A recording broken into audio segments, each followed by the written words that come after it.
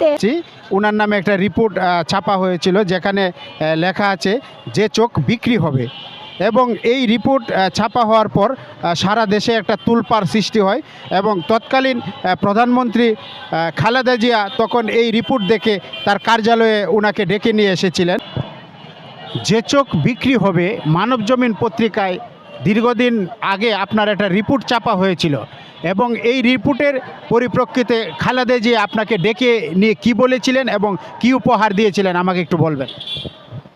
প্রধানমন্ত্রীর কার্যালয়তে ডেকে নিয়ে আমাকে জিজ্ঞেস করে, মা তুমি চোখ বিক্রি করতে চাও কেন?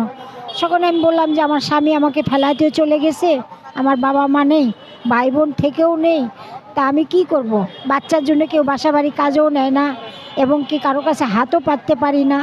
সকল ম্যাডামের কথাগুলো শুনে সকল আমাকে আবাসিক একটা বাড়ি এবং কি নগদ অর্থ, আমাকে একটা চেকও দিছিল। ওই ডক্টর ফিরোজ আমার হাতে চেকটা নিয়ে নিছে, ম্যাডামের সামনেই নিছে। উনি দায়িত্ব নিল যে ওনার এলাকা আবাসিক বাড়ি হচ্ছে, এই জন্য উনি চেকটা ওনার হাতে চলে গেল। চেকে কত টাকা ছিল আপনাকে সে ফিরোজ বলেছিল? না, আমাকে বলেনি। এবং আপনি দেখতে পেরেছিলেন যে কত টাকা ছিল? না, কিন্তু প্রধানমন্ত্রী টাকা পেয়েছিলেন?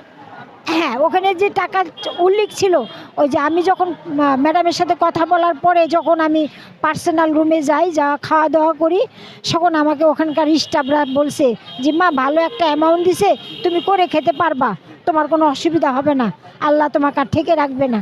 ভালো একটা অ্যামাউন্ট দিছিল, কিন্তু ডক্টর ফিরোজ আমাকে কিছুই দেয়নি, কিছুই দেয়নি।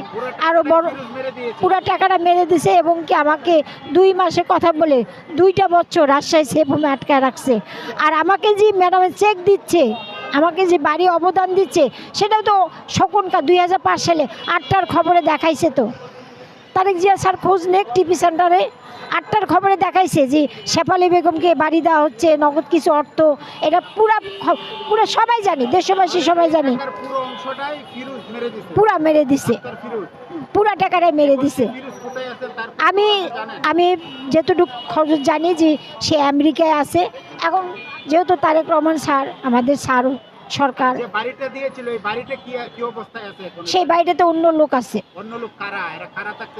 ওই এলাকারই লোক, মানে ডক্টর ফিরোজ তাদের দিয়ে দিছে। না, ওটা ওই যে লোকের কাছে যাকে দিছে তার কাছ থেকে টাকা নেওয়া হয়েছে। আমি মহিলাকে জিজ্ঞেস করছি, আমরা তো টাকা দিয়ে উঠছি না, বসবাস করতেছে।